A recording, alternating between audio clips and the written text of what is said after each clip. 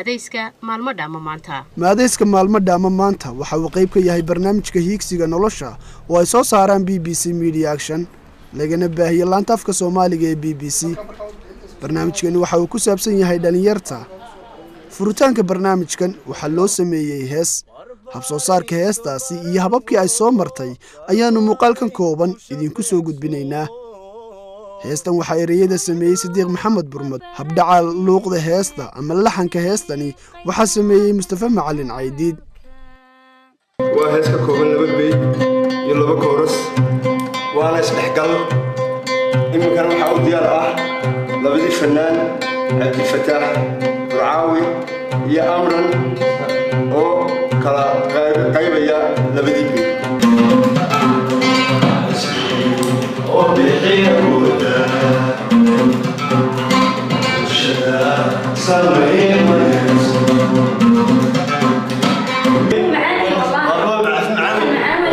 heerarka ay soo saarista heestani martay kuma koobna oo kaliya heerkaasi waxayse mar kale u gudubtay in lagu tumo muusiga casriga ah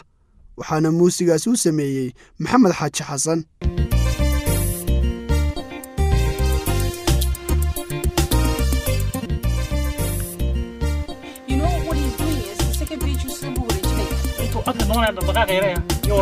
عبدالفتاح adiga in lagu qaado baan mugtahay ayadana taadan bari garan doona marka adigu kaliga qaad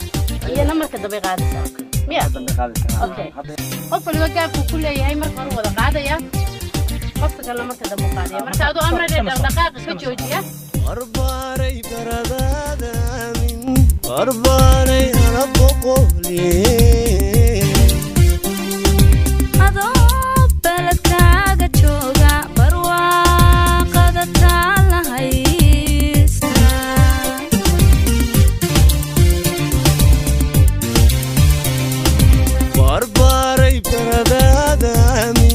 barbaray rabqoli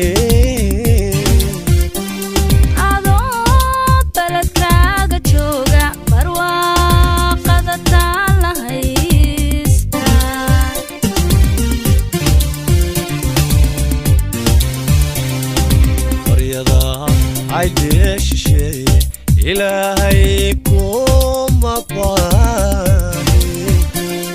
عنقن بلهور شها حولا تانا سيب العشي وحبيل بالغا دحلاي وقتيو على النبات الرهدي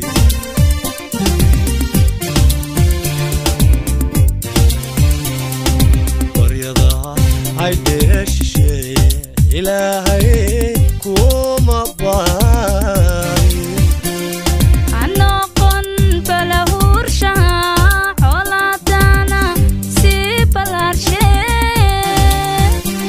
وحبيل بالغا دحلاي وقتيو نبات الرهدي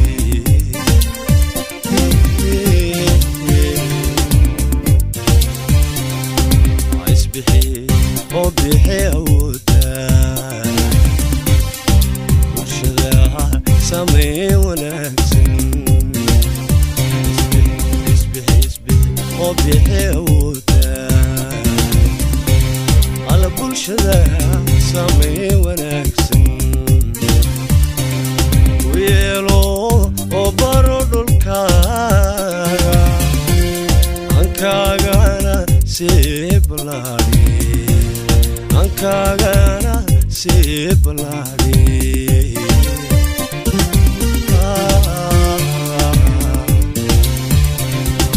اسبحي وبيحي ودا والشدا سامي ونكسن اسبحي وبيحي ودا على برشدا سامي ونكسن ويلو وبرد الكاغا عنكاغانا سيبلاري عنكاغانا سيبلاري عنكاغانا سيبلاري